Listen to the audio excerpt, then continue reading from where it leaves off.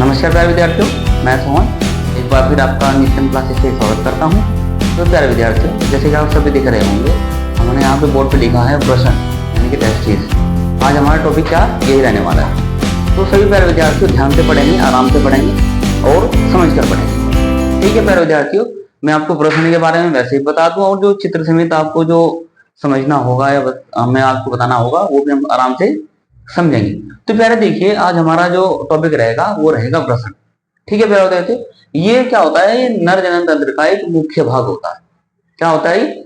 नर जनन तंत्र का ये मुख्य भाग होता है, अर्थात ये मुख्य लैंगिक अंग होता है। ठीक है, अब देखिए अगर इसके बारे में हम जाने और थोड़ा सा, तो हम जाने की क्या होता है, एक जोड़ी पाया जाता है। क्या होता है? एक जोड़ी पाया जाता है। ठीक है, अगर इसके आकार की हम बारे में बात करें तो ये लगभग 5 सेंटीमीटर लंबा और 2.5 सेंटीमीटर क्या होता है, ये चौड़ा होता है। और ये नर जनन तंत्र के श्रोणि भाग में प्रेजेंट होता है और उदर गुहा के बाहर स्थित होता है। अब ये मानव वसन का उदर गुहा के बाहर प्रेजेंट होने का कारण क्या है कि मानव के शरीर के अंदर का जो टेम्परेचर होता है वो बहुत ज्यादा होता है और इस प्रश्न के अंदर क्या होता है, शुक्राणु का निर्माण होता है, जिनको परिपक्व होने के लिए या विकसित होने के लिए शरीर के टेम्परेचर से 2 या 2.5 डिग्री सेल्सियस टेम्परेचर कम चाहिए। ठीक है प्यारे विद्यार्थी, तो मैं आपको बता रहा था क्या होते हैं, 2 जोड़ी होते हैं, 5 सेंटीमीटर लंबे होते हैं और 2.5 सेंटीमीटर क्या होते हैं, ये चौड़े होते हैं और ये उदर गुहा के बाहर प्रेजेंट होते हैं। ठीक है प्यारे विद्यार्थी, और इनमें एक प्रक्रिया होती है शुक्रजनन, जिसके द्वारा किसका होता है, शुक्राणु का निर्माण होता है। अब अगर हम प्रत्येक प्रश्न की टीएस काटें, मैंने बताया कि एक जोड़ी पाए जाते हैं, अगर हम किसी एक की भी टीएस काटे, ट्रांसवर्स सेक्शन काटे अर्थात अनुप्रस्थ काट काटे, तो हमको कुछ वो ऐसे दिखाई दे रही। ठीक है, जस्ट लाइक स्ट्रक्चर ऑफ वृषण। ठीक है, अब हम इनका बारी बारी से क्या करेंगे, नामकरण करेंगे। ठीक है प्यारे विद्यार्थियों, अब देखिए जैसे ही मैंने आपको बताया ये वृषण होती सबसे जो आउटर लेयर होती, ठीक है, हम डिस्कशन करेंगे ये क्या होती है हमारे पास,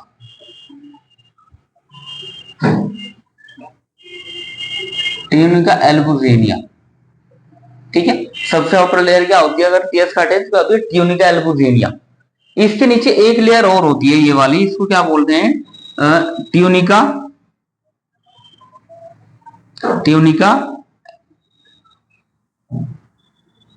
एल्बुजिनिया। ठीक है, सोरी हो गया, हमारे पास ट्यूनिका वेजिनेलिस होती है आउटर लेयर। क्या होती है ये हमारे पास, ट्यूनिका वेजिनेलिस।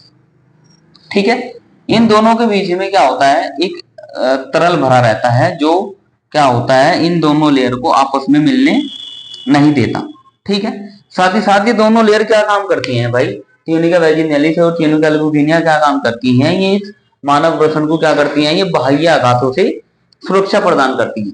ठीक है प्यारे विद्यार्थियों, अब देखिए इनके नीचे आपको कुछ ये स्ट्रक्चर दिख रहे होंगे, इनको हम क्या बोलते हैं भाई, लोब्यूल बोलते हैं। क्या बोलते हैं, लोब्यूल अर्थात पालिका। इन्हीं लोब्यूल्स के अंदर क्या होती है हमारे पास, ये शुक्रजनन नलिकाएं होती है, शुक्रजनन नलिकाएं। ठीक है, ये जो मैंने निशान लगाया सेमिनिफेरस टेब्यूल्स इनको बोला जाता है और इन्हीं के अंदर क्या होती है, कुछ रक्त वाहिकाएं प्रेजेंट होती हैं।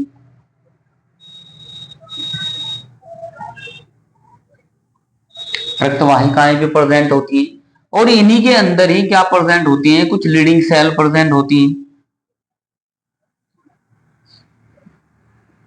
लीडिंग सेल प्रेजेंट होती हैं। ठीक है, और यहां पर क्या होती है, सर्टोली कोशिका प्रेजेंट होती है, सर्टोली सेल। ठीक है प्यारे विद्यार्थी, अब देखिए ये जो हमारे पास शुक्रजनन नलिकाएं हैं जो किसके अंदर प्रेजेंट होती हैं भाई, लोब्यूल्स के अंदर। इन्हीं के अंदर ही शुक्रजनन की प्रक्रिया के दौरान किसका निर्माण होता है भाई, शुक्राणु का निर्माण होता है।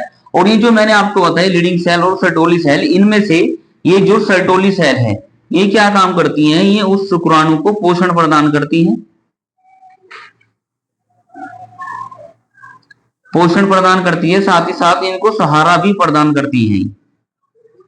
ठीक है, तो भाई एग्जाम में बार बार पूछा जाता है कि सर्टोली सेल का काम क्या होता है, तो सर्टोली सेल क्या काम करती हैं भाई, इस स्पर्म को क्या करती हैं, ये पोषण प्रदान करती हैं और सहारा प्रदान करती हैं। ठीक है, और मैंने और बताया कि इन्हीं के अंदर क्या होते हैं, लीडिंग सेल प्रेजेंट होती है। इन लीडिंग सेल से क्या होते हैं, इनमें नर हार्मोन्स क्या होते हैं, ये रिलीज करती है, जैसे टेस्टोस्टेरोन हार्मोन्स की क्या करती है, रिलीज करती हैं। ठीक है प्यारे विद्यार्थियों, अब देखिए ये जो हमारे पास जो ये शुक्रजनन नलिकाएं हैं, इनका जो अंतिम सिरा है यहाँ पर ये वाला, ठीक है, ये वाला हिस्सा क्या कहलाता है भाई, ये सर्टोली सेल वाला हिस्सा है। ठीक है, और इन्हीं में ही क्या पाए जाते हैं भाई, एक जाल सा पाया जाता है, वृषण जाल। इसी को क्या बोलते हैं भाई हम, वृषण जाल, वृषण जाल। ठीक है, थोड़े से आगे और जाइए, क्या हमारे पास शुक्रवाहिका,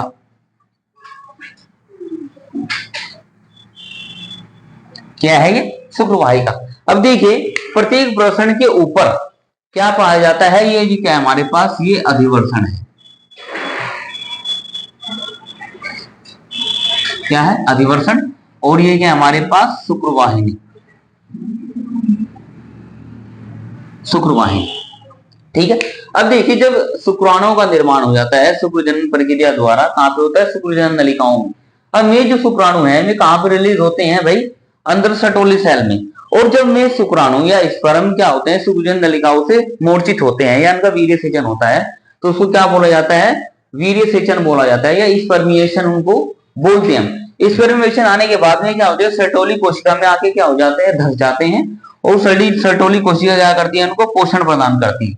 ठीक है प्यारे विद्यार्थियों, अब देखिए ये जो मैंने बताया आपको अधिवर्षण, अधिवर्षण में क्या होता है, शुक्राणु क्या होते हैं, आके स्टोर होते हैं, क्या करते हैं, तो अधिवर्षण का क्या कार्य है, संग्रहण का कार्य होता है, संग्रहण और परिपक्वन। ठीक है, ये अधिवर्षण क्या काम करता है, अधिवर्षण क्या करता है, शुक्राणुओं को क्या करता है, संग्रहित करता है और उनको परिपक्वन करता है। अर्थात अधिवर्षण में क्या होता है, शुक्राणु क्या होते हैं, परिपक्व होते हैं। ठीक है प्यारे विद्यार्थियों, अब देखिए जो अधिवर्षण है वो आगे की ओर क्या होता है, शुक्रवाहिनी में खुलता है, क्या होता है, शुक्रवाहिनी में खुलता है। और शुक्रवाहिनी का क्या काम है, अब देखिए अगर अधिवर्षण के बारे में बात करें तो क्या होती है, लगभग 6 से ये 10 सेंटीमीटर लंबी एक नलिका है। ठीक है, और ये क्या करती है, शुक्राणु को संग्रहित करने का काम करती है। और ये जो शुक्रवाहिनी है ये लगभग 45 सेंटीमीटर क्या होती है, ये एक संरचना होती है। अब इसका काम क्या होता है, क्या होता है इसका काम, ये क्या काम करती है, ये अधिवर्षण से शुक्राणुओं को लेती है और कहां पे पहुंचाती है, ये शुक्राशय में पहुंचाती है। अब शुक्रवाहिनी का जो अंतिम हिस्सा है वो कहां पे खुलता है, शुक्राशय में खुलता है। ठीक है विद्यार्थी, दोबारा फिर मैं आपको बता रहा हूं, देखिए क्या हमारा आज का टॉपिक क्या है, वृषण है, क्या है, वृषण। ये एक जोड़ी पाए जाते हैं, श्रोणी भाग में पाए जाते हैं, उदर गुहा के बाहर प्रेजेंट होते हैं, और ये वृषण कोश में स्थित होते हैं। एक थैले समान संरचना, उसको क्या बोलते हैं, वृषण कोश बोलते हैं। अगर हम वृषण के टीएस काटे, यानी कि ट्रांसवर्स सेक्शन उसका काटे, अनुप्रस्थ काट हम उसकी काटे, ठीक है, तो सबसे आउटर लेयर क्या होती है, ट्यूनिका वेजिनैलिस। इसके नीचे एक लेयर होती है, इसको क्या बोलती है, ट्यूनिका अल्बुमिना। इनके बीच में एक द्रव भरा रहता है, इसको ट्यूनिका द्रव बोलते हैं, जो क्या काम करता है, इस वृषण को बाह्य आघातों से क्या करता है, सुरक्षा प्रदान करता है। अब देखिए इसी के अंदर यानी कि ट्यूनिका अल्बुमिना के अंदर ये कुछ संरचनाएं हैं, कुछ पिरामिड स्लाइड स्ट्रक्चर आपको दिख रही हैं, इनको क्या बोलते हैं हम, लोब्यूल्स इनको बोला जाता है, यानी कि पालिका इनको बोला जाता है। इन्हीं के अंदर क्या होती है, शुक्रजनन नलिकाएं होती हैं, जिनमें शुक्रजनन प्रक्रिया द्वारा किसका निर्माण होता है, शुक्राणुओं का निर्माण होता है। ठीक है, अब देखिए इन्हीं के अंदर कुछ रक्त वाहिकाएं होती हैं, कुछ पोषण प्रदान करने वाली क्या होती है, सेल्स होती हैं, जैसे सर्टोली कोशिकाएं, हार्मोन स्रावित करने वाली कुछ कोशिकाएं होती है, जैसे लीडिंग सेल। ठीक है, अब क्या होता है, ये जो सर्टोली कोशिका है ये शुक्राणु को क्या करती है, पोषण प्रदान करती है। और ये इसका ये वाला हिस्सा, ये एक जाल के समान एक संरचना है, इसको क्या बोलते हैं हम, वृषण जाल। फिर क्या होता है उसके बाद इस हमारे स्पर्म कहां पे जाते हैं, अधिवृषण में। अधिवृषण के बाद क्या होता है, शुक्राणु क्या होते हैं, परिपक्व होते हैं, या इनको संग्रहण करने का भी इनका कार्य होता है। ठीक है, नेक्स्ट इसके बाद जो स्पर्म हमारे आएंगे कहां पे आएंगे, शुक्रवाहिनी में आएंगे। अब जो शुक्रवाहिनी है वो लगभग 45 सेंटीमीटर एक संरचना है, और जो अधिवृषण है वो 6 से 10 सेंटीमीटर एक क्या होती है, एक लंबी संरचना होती है। अब जो शुक्रवाहिनी का कार्य क्या होती है, ये शुक्राणुओं को क्या करते हैं, ये अधिवर्षण से लेकर शुक्राशय में डालते हैं।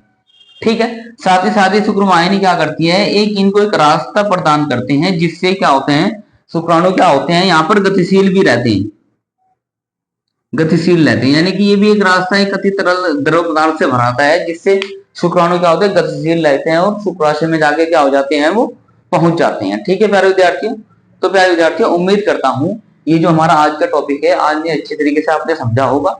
ठीक है, आपने गुना होगा तो इसी प्रकार आप नित्यम क्लासेस के साथ जुड़े रहिए और अपना भरोसा बनाए रखिए। आपको ऐसे ही टॉपिक वाइज आपको लेक्चर मिलते रहेंगे। ठीक है प्यारे विद्यार्थी, नमस्कार।